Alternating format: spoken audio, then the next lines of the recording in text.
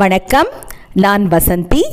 கொஞ்சம் சமையல் கொஞ்சம் தகவலை இன்றைக்கி நம்ம ஒரு ஆமவடை குழம்பு எப்படி செய்கிறதுன்னு பார்க்கலாம். முதல்ல வடைக்கு நம்ம தயார் பண்ணிப்போம். இதில் 1.5 ஆழாக்கு நான் கடலைப்பருப்பு எடுத்திருக்கேன். அதில் அரை ஆழாக்குக்கும் கொஞ்சம் குறைவாக உளுந்து தனியாக ஊற வச்சு நல்லா கழுவிட்டு 2 மணி நேரம் ஊற வச்சு எடுக்கிறோம். ஏன்னா ஆமவடை குழம்பு கொஞ்சம் மிருதுவாக இருக்கணும். இப்போ முதல்ல இந்த உளுந்தை நம்ம மிருதுவாக அரைச்சிப்போம்.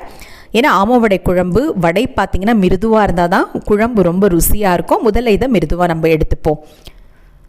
அதற்கப்புறம் கடலைப்பருப்பை நம்ம கொரகொரப்பாக அரைச்சி எடுத்துக்கலாம். உளுந்து மிருதுவாக அரைச்சாச்சு. இப்போ சேர்த்துப்போம். அதாவது 1.5 ஆழாக்கு கடலைப்பருப்பு, அரை ஆழாக்கு உளுந்து. வீட்டில் எத்தனை பேர் இருக்காங்களோ அதுக்கு தகுந்த மாதிரி செஞ்சுக்கோங்க. நான் ஒரு 8 பேருக்கான குழம்பு நான் தயார் பண்ணுறேன்.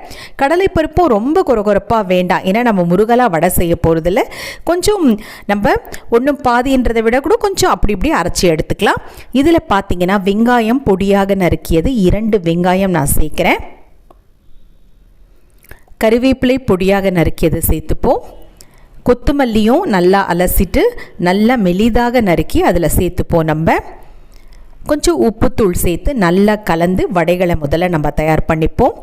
உப்பு சேர்த்தாச்சு. ஆமவடை குழம்பு நம்ம உணவகங்களில் சாப்பிடும்பொழுது ரொம்ப ரொம்ப சுவையாக இருக்கும் இட்லிக்கு. அது நீங்கள் வீட்டில் செஞ்சு பாருங்கள். இதுக்கு ஏன் ஆமவடை குழம்புன்னு பேர் வந்ததுன்னு எனக்கு தெரியலை. யாராவது தெரிஞ்சால் கட்டாயம் சொல்லுங்கள். எண்ணெய் காய்ந்த பிறகு வடைகளை நல்லா போட்டு முன்னாடியும் பின்னாடியும் திருப்பி வேக வச்சு எடுக்கலாம். இது 3/4 பாகம் வடை வெந்தால் போகிறோம். ரொம்ப வெந்ததுன்னா அது ஒரு முருகல் தன்மை கொடுத்துரும். உளுந்து நம்ம சேர்க்கிறதே அந்த மிருது தன்மைக்காக தான். அதனால் மிருதுவாக தான் இந்த வடை இருக்கணும். குழம்புக்கு பார்த்திங்கன்னா துவரம்பருப்பு நான் 3/4 ஆழாக்குன்னா 1/4 ஆழாக்கு அரிசி, பச்சரிசி, அதை 2ம் நான் நல்லா கழுவிட்டு இரவு நேரமே ஊற வச்சுட்டு, பூண்டு பற்கள் பார்த்திங்கன்னா ஒரு 6 பல் பூண்டு, இஞ்சி ஒரு விரலளவு, பச்சை மிளகாய் ஒரு 6. இதுதான் காரத்துக்கு பச்சை மிளகாய் தான். தேவைப்பட்ட இன்னும் 4 நீங்கள் சேர்த்துக்கோங்க. இதை நம்ம அரைச்சி எடுத்துப்போம். கூட தேங்காய் பூ கொஞ்சம் ஒரு கைப்பிடி அளவு தேங்காய் பூ சேர்த்துக்கோங்க. இதை அரைச்சாச்சு. இப்போ இதை சேர்த்துக்கோங்க. ரொம்ப மிருதுவாக அரைக்கணும்னு இல்லை, கொஞ்சம் கொரகொரப்பாக இருந்தாலும் பரவாயில்ல. ஆமவடை குழம்பு நல்லா ருசியாக இருக்கும். துவரம்பருப்பு 3/4ன்னா அரிசி 1/4 பாகம் தான் சேர்க்கணும், இல்லைன்னா அடர்த்தி தன்மை ரொம்ப அதிகமாகிடும். மஞ்சள் தூள் இதில் சேர்த்துப்போம்.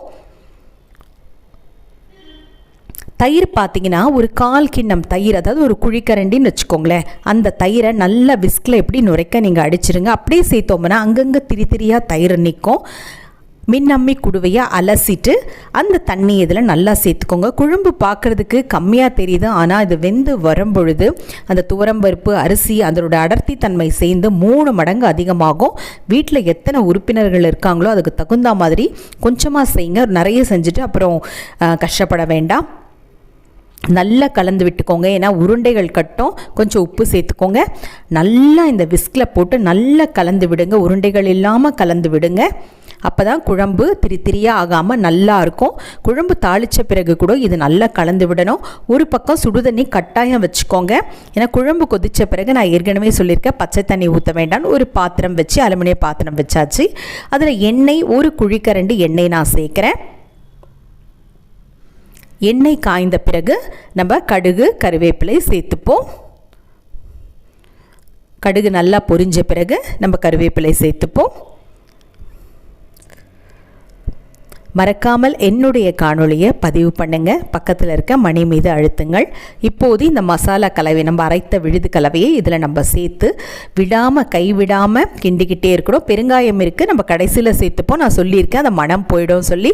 கடைசியில் சேர்த்தோம்னா மணமாக இருக்கும். நல்லா கலந்து விட்டுக்கோங்க.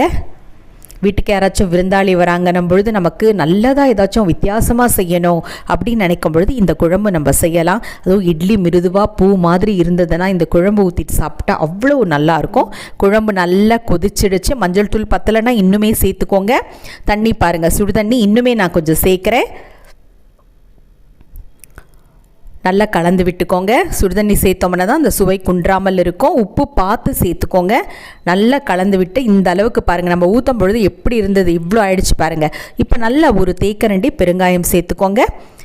ஆமவடை குழம்பு நமக்கு தயாராகிடுச்சு. இப்போ அந்த வடைகளை சேர்த்துக்கலாம்.